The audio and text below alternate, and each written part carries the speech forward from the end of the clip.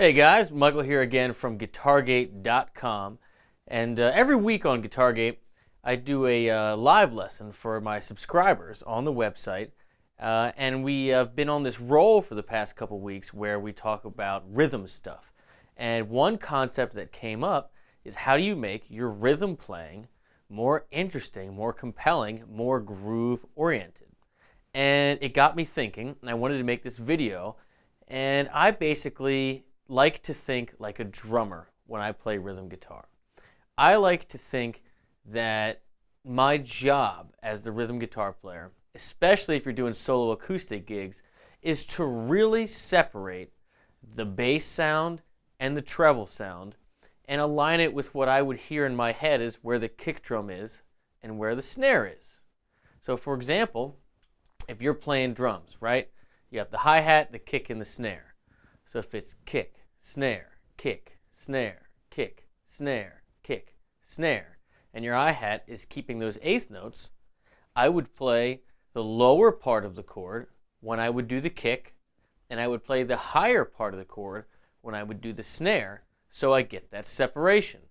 Here's an example, right? For an A, right? If I were to strum just regularly, just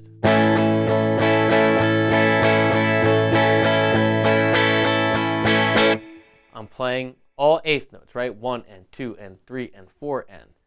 But if I separate the low notes from the high notes, where the kick and the snare would be, then you get a sound like this.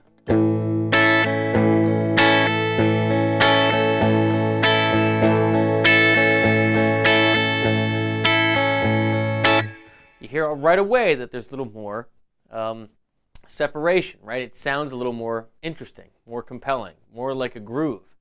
You can enhance it even more by using palm muting on your low strings and not using palm muting on your high strings to really get that darkness of, the bass sound, the kick drum, and then also the sharpness of that snare, right?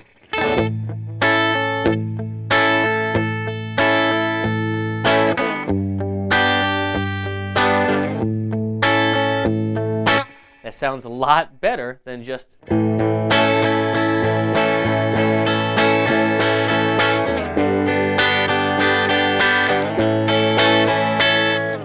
moral of the story is, if you think like a drummer, you'll be a better guitar player.